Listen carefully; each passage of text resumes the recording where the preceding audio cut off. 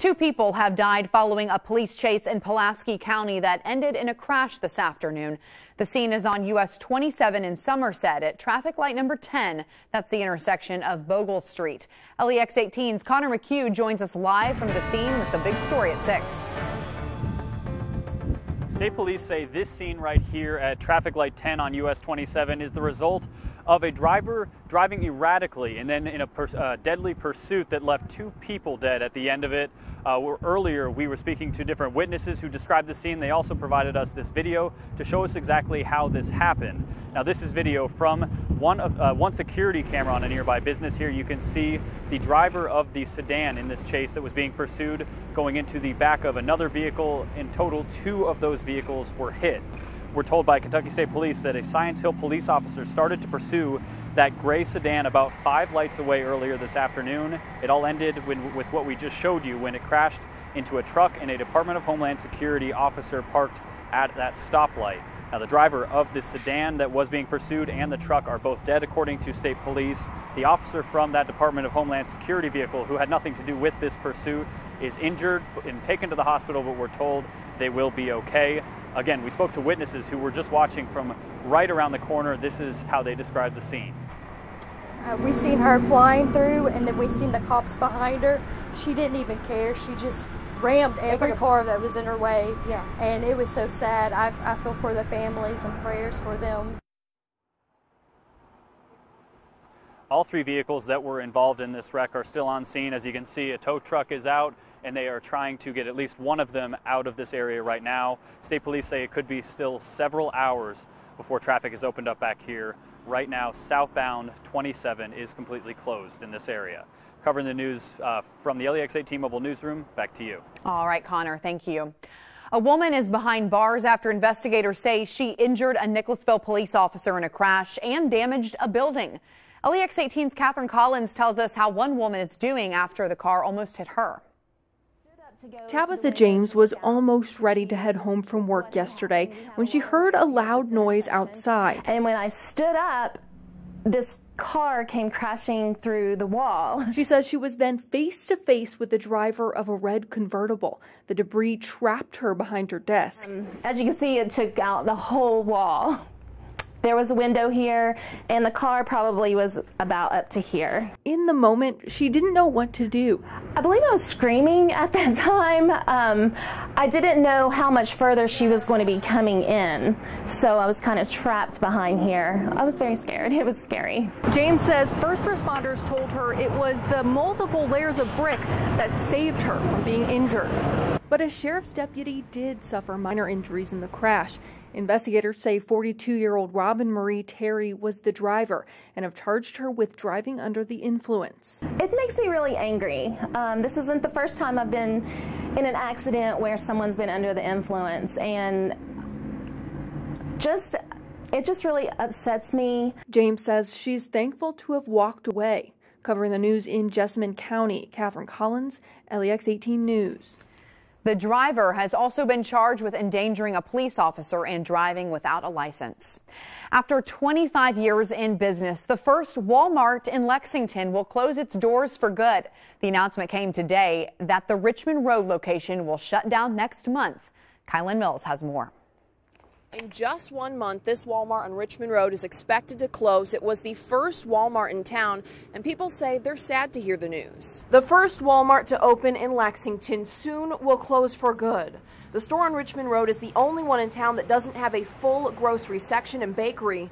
The 200 associates will have the chance to transfer to other Walmart or Sam's Club stores in the area.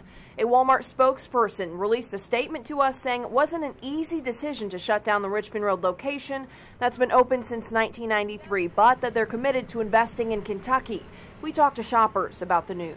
I feel like it's definitely gone down in terms of busyness, because I remember the parking lot used to be like filled, and now it's like middle of the day, almost empty. It's hit or miss, I guess. You wouldn't seem that like something like a place like Walmart would close down, especially in a city like Lexington. The store is set to close on August 10th, but employees will be paid until September 14th. They will also have the chance to transfer to other stores or Sam's Clubs in the area. Covering the news in Lexington from the LEX 18 Mobile Newsroom, back to you. The company also announced today that 3 Walmart stores in Louisville will be closing down. There are about 385 employees being displaced there.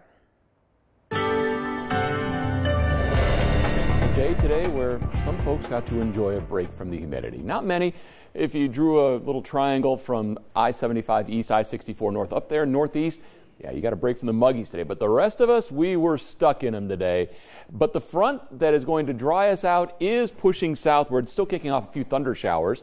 We take you to the strongest ones. These are working their way southward. They're moving out of Perry County through Leslie County at this point, just to the east of Hyden, and they also continue down towards, say, Letcher and Harlan counties. Pretty decent thunderstorm now going southern part of Jackson County, northern part of Laurel County. That's also moving to the south. Along Highway 30 there, you've got a real heavy downpour between Anvil and East Bernstadt. And a shower has been going now. It's actually increased a little bit south side of Somerset, right there along the bypass, and also just to the west of Nancy. As you look to the future track from 6 o'clock, there are your thunder showers as we go through the next several hours. Those thunder showers begin to weaken, they push south, and they go away. What comes in their place is a much more comfortable day tomorrow. We'll talk about that in just a minute. All right, Bill, thanks. John Schnatter of Papa John's is under fire for using a racial slur on a conference call in May. According to a report from Forbes, Schnatter used the N-word on a call with Papa John's executives and representatives from a major marketing agency.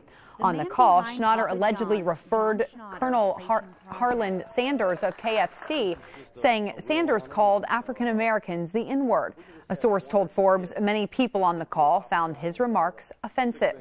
Schnatter issued a statement this afternoon saying, quote, "News reports attributing the use of inappropriate and hurtful language to me during a media training session regarding race are true.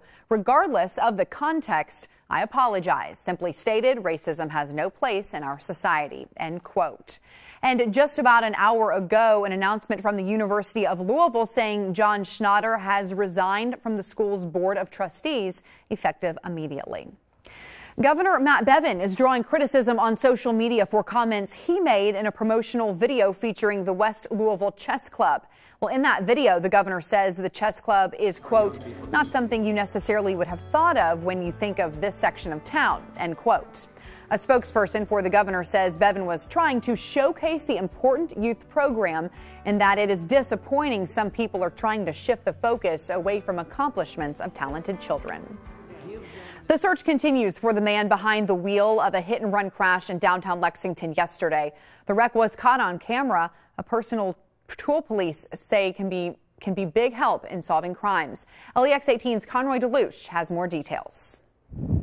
You can never predict what's going to happen once you step into the car and drive off.